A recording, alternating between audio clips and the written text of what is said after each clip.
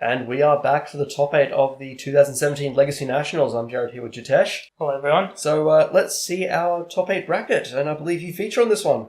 I do. I ended up finishing sixth. Sixth in the Swiss. So coming in first. I did in the last round, and ended up playing against Jack Walton. Jack Walton, he's a bit of a character. He is, but an amazing Magic player. He certainly is. He can pick up any deck that he's never played before and just go absolute wonders with it. So we had Aaron Sadler from the Goldie, isn't he? He's from the Gold Coast. He's from the Gold Coast on Eureka Omnitel. Yeah, just an hour south of Brisbane, an hour's drive. He's Yeah, on Eureka Omnitel.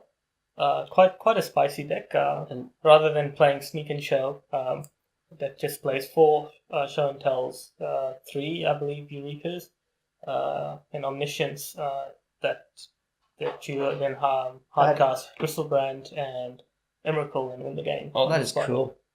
Very cool deck. So out of that one, we also had Tim Evers on that game. Correct. So Tim Evers from the last round with his UR Control/Delver weirdness. So the other match in that top half of the bracket, we had Carl Wiedemann, the store owner and one of the guys who commentated round 5. He was on his patented Ultra greedy. It was Grix's Delver with the splash for the Death Right. He plays it's a little bit. It's mostly a traditional Grix's Delver, but a few spicy cards in there in the sideboard and different number in combination. So he runs a number of Cabal Therapy and Stifle in the main deck. Yeah, that's rather than going all in on one plan. Sort of play both. Both. Sometimes you just lose a game. Deal with it. Exactly. And he's playing Damien Rickett Townsend. Where's he from, actually? Is he local? He's also from the Gold Coast. He's a Goldie boy. Yeah, okay. Another Gold Coast boy there. On Death and Taxes. Yeah, so...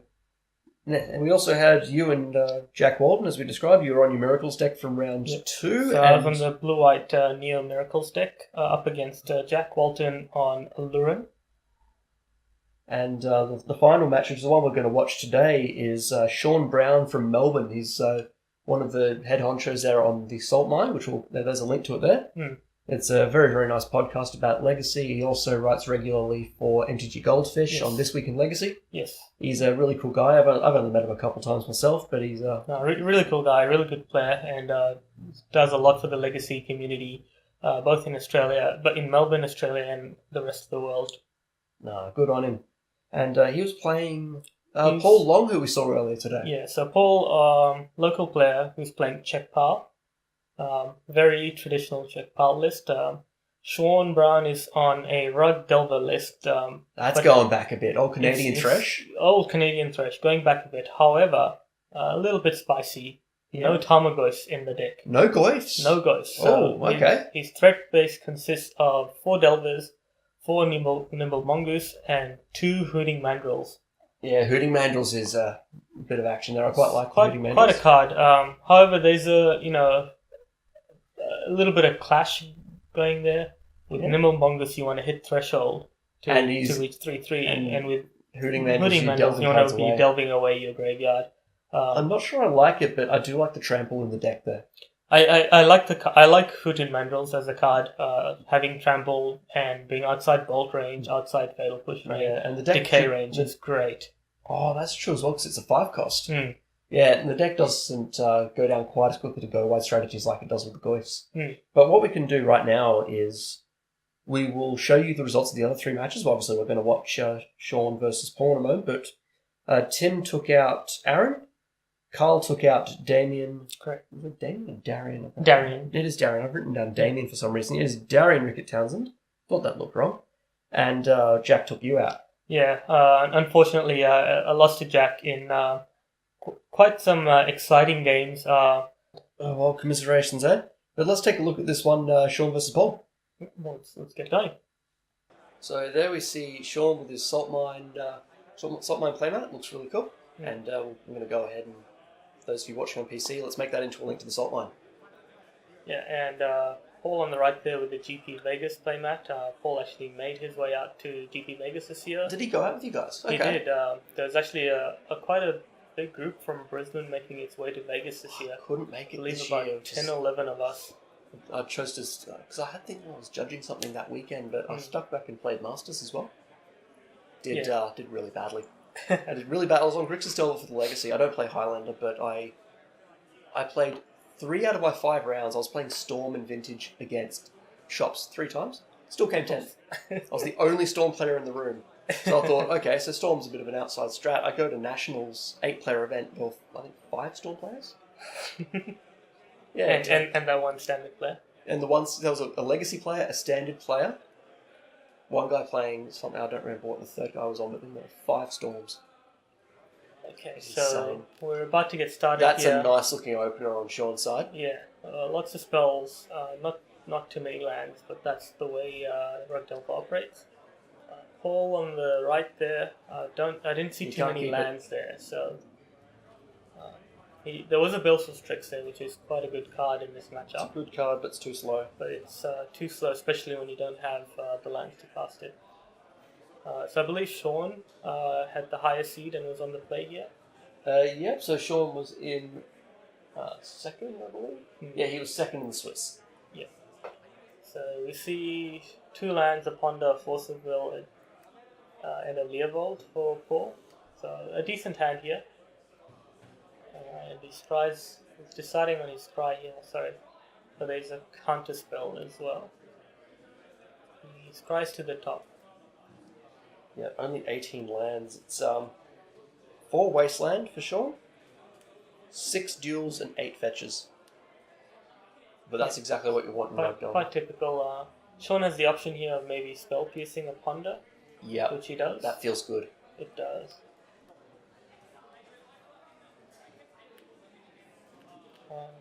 So let's see what was the card that Paul kept on top with the scry. Hope you get an eye on it soon. It's a Ponder. Sean leads off with a Ponder here. Sees a Delver, which he probably wants. Yeah. The only thing his hand is lacking right now is a fetch. Excuse me. However, he will have to fetch away in order to cast the Delver this turn, which means he'll have to shuffle away the remaining cards. That might be alright. He chooses not to, though? He chooses not to. He elects to pass. I believe there was I'm not sure what card was below it, but he determined that it was good enough to draw. Good enough to keep. So you can see it there. Is that another Delver?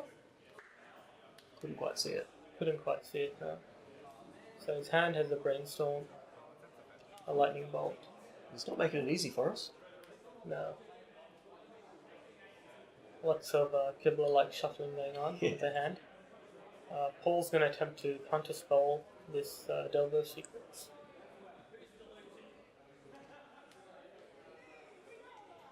But Paul still has an Abrupt Decay in hand, so yeah, interesting choice here. Is he going to fight that?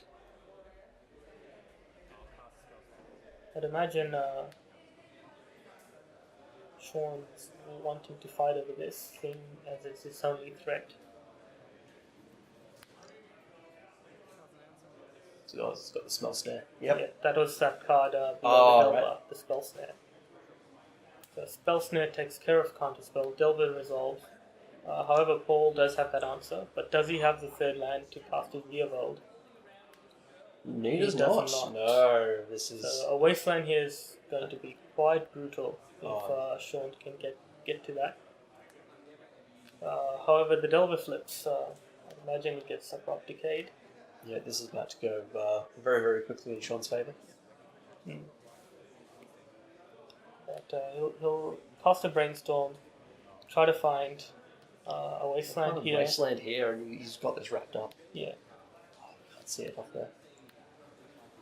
So No. we see a Tropical Daze. We hit a land, but we don't see the... So he probably doesn't want any removal spells here just yet. The Ponder is going to be able to let him shuffle away, although he does have the fetch land as well. But between Daze and Force, he's got the next few spells covered. Mm-hmm. However, this Delver will be Abrupt Decayed, so he'll be done. He'll have to dig for more threats.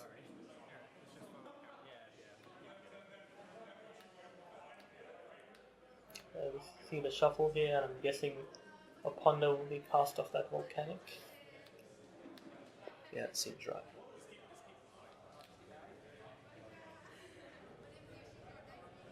Mandrills would be very good here. Mandrills would be amazing here.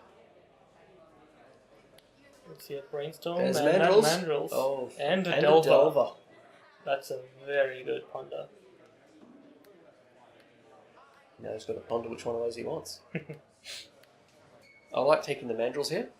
So do I. It lines up very well against the removal that Paul would have in his deck.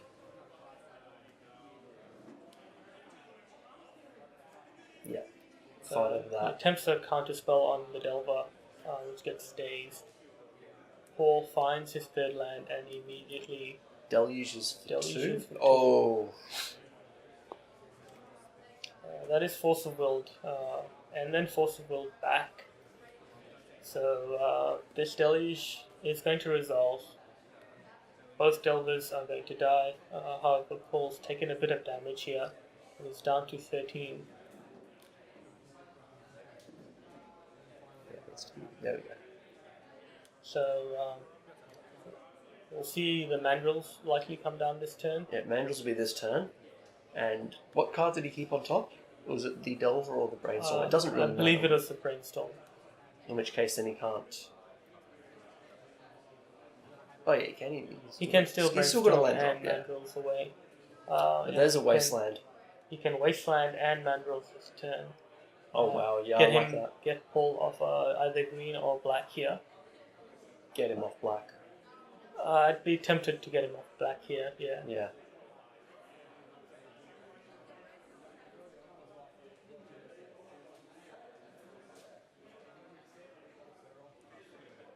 Mandrills. Delving away. There's no ghost in this matchup, so No. it doesn't matter hugely. But there's a bit of Snapcaster. There's snap. Not There's on snaps. Charles. Paul has his own death rights, so it might be worthwhile Yeah. just getting rid of instants and sorceries That's here. true. And the Wasteland on the... Yep, Undergrad Sea, correct. Yeah. So there's a 3-turn clock here. Actually, sorry, a 4-turn, but only 1 damage away from being a 3-turn clock. Yeah, so that's a fetch land away. Yeah. We see Sean shuffling away the cards he put on top. But not too many answers in Paul's deck to Hooting Mandrills. Yeah, this one might be over pretty We quickly. see the typical Rug Delver match where the Rug Delver's used up a lot of his resources to constrain the other player from casting spells. But he didn't get there quick enough. Yeah. He let too many spells through. Yeah, so Paul's in a situation where he has cards in hand and he can't cast any of them. He finds some lands, but no answer for the Mandrills, which he really desperately needs. So he goes shuffling.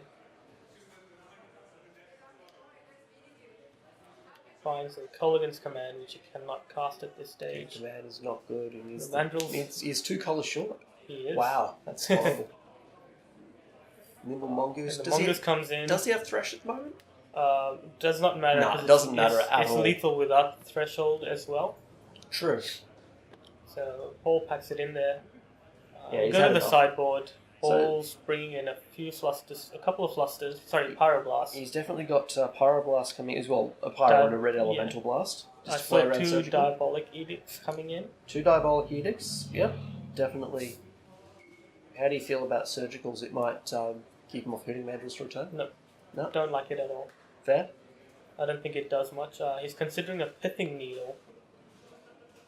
I For- don't know what Pithing Needle helps against.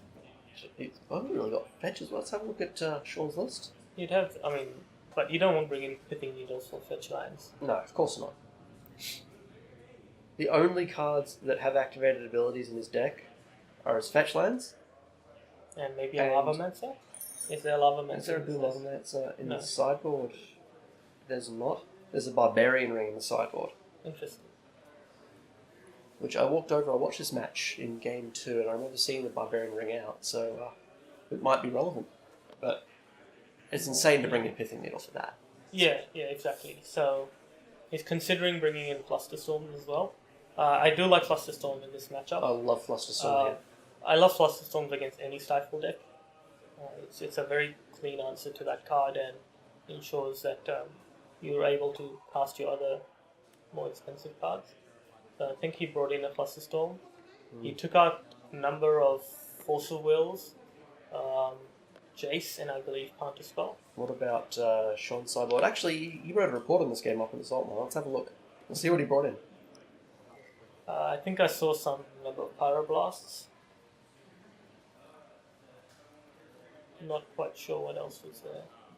He's contemplating Flusterstorms. You think about the Flusties? Let's, here we go. Let's have a look at his article, which is also linked here. Actually, quite a well-written article. I like it. Yeah, no, that article was quite good. Not all about Magic. A lot of discussion about the trip and how much fun he had with his exactly. friends. Because this is also on the weekend of Riverfire. Yeah. It was really just a good weekend in general. Yeah. And that's the great thing about Magic trips. When you with a nice group of friends, it's really more than about just the Magic. It's essentially a holiday. Well, that's it. And I mean, this is what I say about going down to Eternal Masters down in Melbourne every weekend as well. I mean, it's more than it. I mean, you want to play and you want to win Magic, but it's just a weekend away with the boys. Exactly. Which is something we don't get often enough, especially in Australia. Which is why I love Vegas. A few of us were down there a week before the event when we were road tripping all across California. Oh, beautiful. It was great. Sean's sideboarding for Game 2 of this match was -4 Delver, -1 Dismember, -2 Spell Pierce, -1 Stifle. And he brought in 2 True Name Nemesis, 3 Pyroblast, 2 Flusterstorm, and a Barbarian Ring. Interesting. Yeah. I tend to agree with most of that. I'm not sure whether I'd cut all the Delvers. I wouldn't cut. I'd leave 2 Delvers in. I'm not sure what I'd take out, though. I'm not anywhere near experienced enough with Rug Delver. No, neither am I. Can't say I've actually ever played the deck. He says, I upgraded my Pierces to Flusters, cut my Delvers as always in these fair matchups and trimmed to Stifle. Triple Pyroblast was good. Barbarian was also relevant in these matchups. Yeah. I'm not sure. I don't know about Barbarian Ring. How much it adds to the matchup. I'm not sure either. I like them more against the. I guess they're okay. He does play a Life from the Land, doesn't he? Yeah. So if you can set up a Barbarian Ring lock there, costs him a life a turn, but he's dealing 2 a turn. Exactly. So we see a Ponder here. The turn 1 Ponder from Paul resolves. However, the turn 2 Ponder does not. And he misses his land drop. Oh! So the Ponder gets Pyroblasted. That feels bad. Yeah. So he kept a greedy hand. Indeed, but you see a Baleful Strix in there. So you can't keep that sort of hand against a cycle deck. I agree, but maybe with 2 Ponders you might be fine. Oh, okay. However, looking back, I don't know whether he shuffled off the first Ponder or not. So missing after pondering on land is quite unfortunate. That is pretty bad, yeah. But he does find... He does find a Scalding Tongue. And here comes that Pithing Needle that we deliberated about. Ooh. For what? A Flooded Strand? That's about the only thing I could imagine he would name right now. However, I don't like that. We don't have the audio here from the game, but I can just check that. I remember he did say what he named.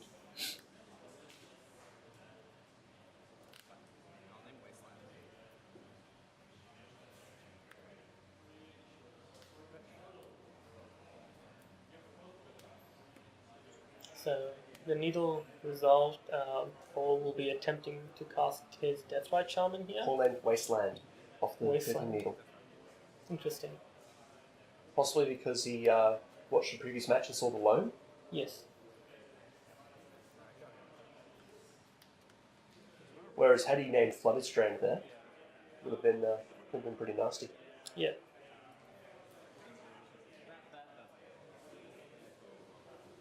Yeah, I'd be very tempted to name the Flooded Strand because it's basically guaranteed 1-for-1. He might not draw a wasteland, he might be able to brainstorm away those wastelands. But does Paul play his own Flooded Strands? I don't believe he does. I don't think he does. He wouldn't, or he shouldn't anyway. There's more than enough colours. Yeah, so More than enough yeah, patches to keep I'd be going. tempted to just name a Flooded Strand there. But also interesting was the sequencing. Pithing Needle followed by Delver, where Delver could have gotten dazed. Yeah, you leave yourself wide open for days there. I guess he didn't want to fetch first up, maybe. Maybe not. I'm not sure. Doesn't look like it matters too much as a bolt with Deathrite Shaman. Yeah, and we'll be seeing that Nimble Mongoose coming into play. Absolutely.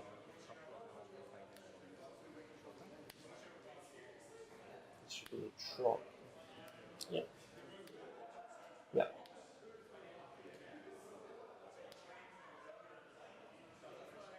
And no, Paul doesn't play Flooded Strands. That's Paul, what I thought. well, it's completely off colour for him. He's got 4 Skull and Tail, 4-footed Delta and a Verdant Catacombs. Yeah.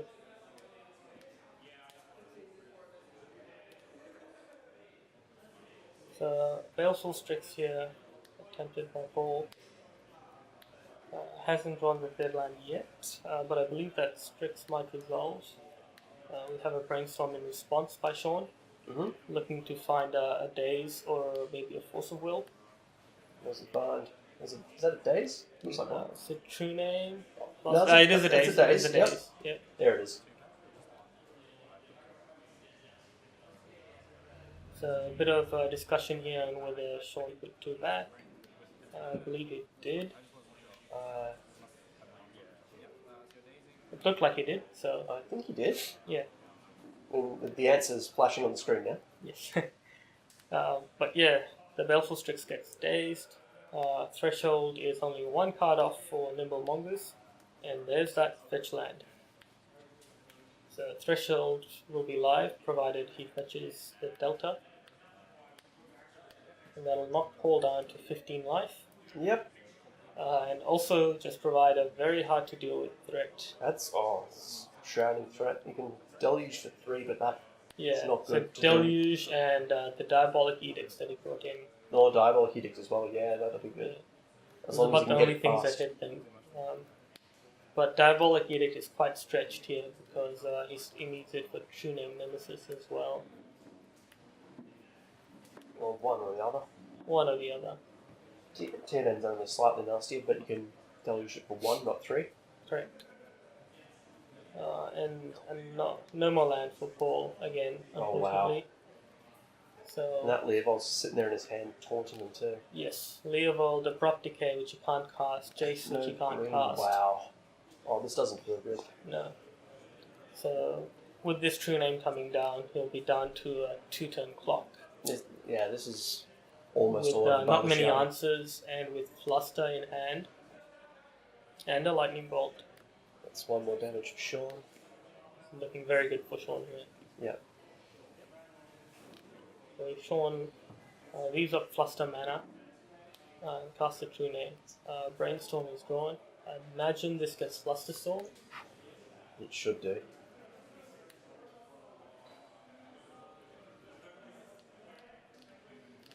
That is Spell Snares. It's a Spell Snare, a Bolt, and a Fluster Storm. Absolutely fluster this. Yeah. There you go. Fluster. You know, he just drew the Brainstorm and he has no other land in hand. If he passed the last turn, he's going to pass this turn again. Yeah. So get in for 6 here. Get Paul down to 6. Down to 6. And then He's going to need almost a miracle off the top to get out of this. And he doesn't And he even can't have the cast white it. mana He for doesn't the have Terminus. white mana for Terminus, yes! Also, he doesn't want Terminus. That's slightly more of a barrier there. Yes, it is. Such a good card. So we see a Ponder here from Sean, seeing more Ponders, 2 more Yep. Ponders, and That's so many Ponders. a third Unknown. Oh, what's he got? Ponder. Paul goes a Ponder. Does he have a counter for that? No, he has a Spell Snare. 2 spell snares, is that? can't quite tell what the other Can't tell what one the is. other I don't Sean think Kibble it is Bell's name. But shuffle from Paul, and I think you'll find with the lightning bolt, knock it. there should be no outs. Yeah. Yeah, there's nothing. That's absolutely And Paul devastating concedes for here. Paul. That's Sean through into the top four. Yes. And so now that that's over, what I can tell you is that the top four split. So instead of playing for the Black Lotus, they split the prize and took home $900 each. Correct. So Carl, the store owner, offered everyone in the top four the option of $900 in cash, or to play it out for the Black Lotus. Now, second, third, and fourth, the prizes were, I believe, just a booster box each. So quite a big drop in prize. It was all in for first place on this. Basically, event. Yeah, and so the top four decided they would split. However, some of them stuck around to play it out for the trophy. Which Sean, on camera here, ended up winning. Yeah, so Sean ended up winning that. Jack Walton on Alluran, I believe, left after the quarterfinals. So Sean had a bye into the final. Carl on Grixis Delver played against Tim on his blue-red control Delver deck, and Tim won that match. Yep. So Sean and Tim ended up playing the final. It was not recorded, however, was on Twitch. It was on Twitch? Was it? Oh, I'll have to check that out. Might have to double check. They were in that area. They were playing on that. I'll put a link in the description if there is one. We'll put a link up there to see if you can get some of that coverage. But I mean, it was played in good spirits. Those matches with the pressure gone. There's no tension there. Yeah, so they're all quite happy. So all the friends were there from Canberra and Melbourne cheering them on. It was quite a good atmosphere. It was both officially and unofficially. Sean ended up winning this event because not only did he win the fun games, but he also was the highest rank in the Swiss after the top four decided to split. Correct. And Jack Walton actually ended up winning that $900 for Leroy Martin, who's not with us, and anyone who's watched the Brisbane Magic channel before will know Leroy. Yes. So Leroy lent out the Lurin deck to Jack to play for the tournament, and Jack promised any winnings would be given to Leroy. Minus registration, but minus his costs. That's the easiest $900 Leroy's ever made. Exactly. Leroy played in the Vintage tournament the day after, however, wasn't here for the Legacy event. There was a bit of unpleasantness as to why he wasn't there, but that's a story for another day. Okay, we can talk about that later. Overall, a great event. 58 people rocking up for the 2017 Legacy Nationals. This will be an event that's been promised to be held every year. Yep, I hope so. By Good Games. So the whole, not just this event, but the whole Eternal weekend. Yep, so there was thanks to Vintage and Australian 7-Point Highlander also played. So thanks to everyone who made this event possible. Obviously, the staff and management of Good Games Brisbane. Yep. And thanks to the judges on the day for this. We had Lachlan Saunders and Boyd Pepsi Cola. Yep. And to all the players who rocked up, especially those from Canberra and Melbourne. Yeah, it was a really good time for everyone involved. Yeah. Except for the heat, that was a bit unpleasant. But it was, but welcome to Brisbane. Exactly. I'm sure it'll be better. It'll be much better next year. And hopefully we get all those players back from from Melbourne and Canberra, and even more. Yeah, well, hopefully we can break the 60 barrier mark next year. Looking forward to it. I think we got just over 60 at Masters last year. I'll have to check that out. Oh, this year, sorry. Oh, that's awesome. But yeah, no, it was a good time all round. Well, thanks everyone for watching. We'll see you for Vintage. See you guys.